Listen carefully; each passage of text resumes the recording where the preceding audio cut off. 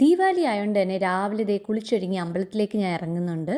ട്രിവാൻഡ്രം സിറ്റിയിൽ താമസിച്ചിട്ട് കൂടി ഞാൻ നമ്മുടെ പഴയ ശ്രീകണ്ഠേശ്വരവും ശ്രീവരാഹൻ ടെമ്പിളിലും ഇന്നേ വരെ പോയിട്ടില്ല. സോ ദീപാവലി ആയിട്ട് അവിടെ 2 സ്ഥലത്തും ഇന്ന് രാവിലെ പോകാമെന്ന് വെച്ചു. രാവിലെ തന്നെ 2 തവണ കുളിക്കേണ്ടി വന്നു. കാരണം ആദ്യത്തെ തവണ കുളിച്ചപ്പോൾ നല്ലെണ്ണ ഇട്ട് കുളിക്കാൻ മറന്നുപോയി. സോ രണ്ടാമതും വീണ്ടും കയറി കുളിക്കേണ്ടി വന്നു. ഇതെല്ലാം കഴിഞ്ഞ് ആദ്യമേ തന്നെ നമ്മുടെ പഴയ ശ്രീകണ്ഠേശ്വരത്തോട്ട് പോയി. കാരണം അവിടെയാണ് നട ആദ്യമേ അടയ്ക്കുന്നത്. പഴയ ശ്രീകണ്ഠേശ്വരം എന്ന് കേൾക്കുമ്പോൾ ശിവൻ മാത്രമല്ല കേട്ടോ, നേരെ കയറുമ്പോൾ നമ്മുടെ മഹാവിഷ്ണുവിൻ്റെ പ്രതിഷ്ഠയാണുള്ളത്. സൈഡിൽ ശിവൻ്റെയും പിന്നെ അതിൻ്റെ അടുത്ത് തന്നെ ഒരു ദേവി ടെമ്പിളും ഉണ്ട്. സോ അവിടെയും കയറിയിട്ടാണ് ഞാൻ ഇറങ്ങിയത്. ഇത് കഴിഞ്ഞ് നേരെ നമ്മുടെ ശ്രീവരാഹത്തേക്ക് വിട്ടു. അവിടെ തൊഴുതെല്ലാം ഇറങ്ങിയിട്ട് അവിടുത്തെ വലിയ അമ്പലക്കുളത്തിൻ്റെ അടുത്തേക്ക് പോയി.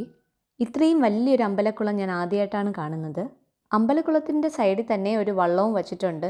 ഞാൻ നൈസായിട്ട് അതിൽ കയറിയെന്ന് കുറച്ച് ഫോട്ടോസ് വീഡിയോസൊക്കെ എടുക്കാമെന്ന് വിചാരിച്ചതാണ്. പക്ഷേ അമ്മ വിലക്കിയോണ്ട് ഞാനതൊന്നും പിന്നെ ചെയ്തില്ല. കുറച്ച് നേരം അമ്പലത്തിൽ തൊഴുത് കഴിഞ്ഞിട്ട് അവിടെ ഇങ്ങനെ ഇരുന്നു. പിന്നെ കുറച്ച് നേരം ഈ കുട്ടികളും എല്ലാവരും മീനിനും ഇങ്ങനെ ഭക്ഷണം കൊടുക്കണതൊക്കെ കണ്ടുകൊണ്ടിരുന്നു. എന്നിട്ട് ദേ നേരെ വീട്ടിലേക്ക് ഇറങ്ങി. ഇവിടെയും ശ്രീവരാം ടെമ്പിളിൻ്റെ സൈഡിലൊരു ചെറിയൊരു അമ്പലമുണ്ട്. സോ അവിടെയും ഇങ്ങനെ കയറി തൊഴുതിട്ടാണ് ഇറങ്ങി. സോ എന്തായാലും എൻ്റെ ദീപാവലി മോർണിംഗ് നല്ലതായി. കാരണം അമ്പലങ്ങളിലും രാവിലെ പോകാൻ പറ്റി. എല്ലാം നല്ലതായിട്ട് തന്നെ വന്നു. സോ എല്ലാവർക്കും എൻ്റെ ദീപാവലി ആശംസകൾ.